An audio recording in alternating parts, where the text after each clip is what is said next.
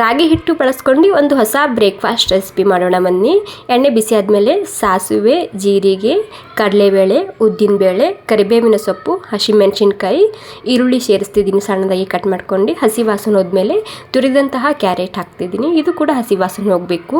ನಂತರ ಇದಕ್ಕೆ ಒಂದು 2 ಕಪ್ ಆಗುವಷ್ಟು ನೀರು ಹಾಕ್ತಿದ್ದೀನಿ. ರುಚಿಗೆ ತಕ್ಕಷ್ಟು ಉಪ್ಪು, ಕೊತ್ತಂಬರಿ ಸೊಪ್ಪು ಹಾಕ್ಕೊಂಡಿದ್ದೀನಿ. ನೀರು ಕುದಿ ಬಂದಾದಮೇಲೆ ಇಲ್ಲಿ 1 ಕಪ್ ರಾಗಿ ಹಿಟ್ಟು ಹಾಕ್ತಿದ್ದೀನಿ. 2 ಕಪ್ ನೀರಿಗೆ ಎಲ್ಲನೂ ಸೇರಿಸಿ ನೀಟಾಗಿ ಮಿಕ್ಸ್ ಮಾಡ್ಕೊಂಡು ಹಬೆಗೆ ಒಂದು 2-3 ನಿಮಿಷದಕ್ಕೆ ಮುಚ್ಚಿಟ್ರೆ ಸಾಕು. ಇವಾಗ ಗ್ಯಾಸ್ ಬಂದ್ ಮಾಡ್ಕೊಂಡಿದ್ದೀನಿ. ಸ್ವಲ್ಪ ಉಗುರು ಬೆಚ್ಚಗಾಗಿದೆ. ಉಗುರು ಬೆಚ್ಚಗಾದ್ಮೇಲೆ ಇದಕ್ಕೆ ಸ್ಟೀಮ್ನ ಮಾಡ್ಕೋಬೇಕಾಗುತ್ತೆ. ಈ ರೀತಿ ಸಣ್ಣ ಸಣ್ಣ ನಿಂಬೆ ಹಣ್ಣಿನ ಗಾತ್ರದಷ್ಟು ಇದನ್ನು ರೌಂಡಾಗಿ ತೊಗೋಬೇಕು ಹಿಟ್ಟು. ಓಕೆ, ಜಾಸ್ತಿ ದಪ್ಪ ಇರಬಾರ್ದು, ಸಣ್ಣ ಸಣ್ಣನೇ ಇರಲಿ. ಎಲ್ಲನೂ ಇದೇ ರೀತಿಯಾಗಿ ಈ ಸ್ಟೀಮ್ ಪಾತ್ರೆಗೆ ಸೇರಿಸ್ತಿದ್ದೀನಿ. ಇಲ್ಲಿ ನೀರು ಕೂಡ ಕುದಿ ಬಂದಿದೆ. ಹಬೆಗೆ ಇದಕ್ಕೆ ಒಂದು 10ರಿಂದ 12 ನಿಮಿಷ ಕುದಿಸ್ಕೊಂಡು ತೊಗೋಬೇಕು. ನಾವು ನಾರ್ಮಲಾಗಿ ಇಡ್ಲಿ ಯಾವ ರೀತಿ ಹಬೆಗೆ ಬೇಯಿಸ್ಕೊಂಡು ತೊಗೋತೇವಲ್ಲ ಅದೇ ರೀತಿ ಬೇಯಿಸ್ಕೊಂಡು ತೊಗೊಂಡ್ರೆ ಸಾಕು.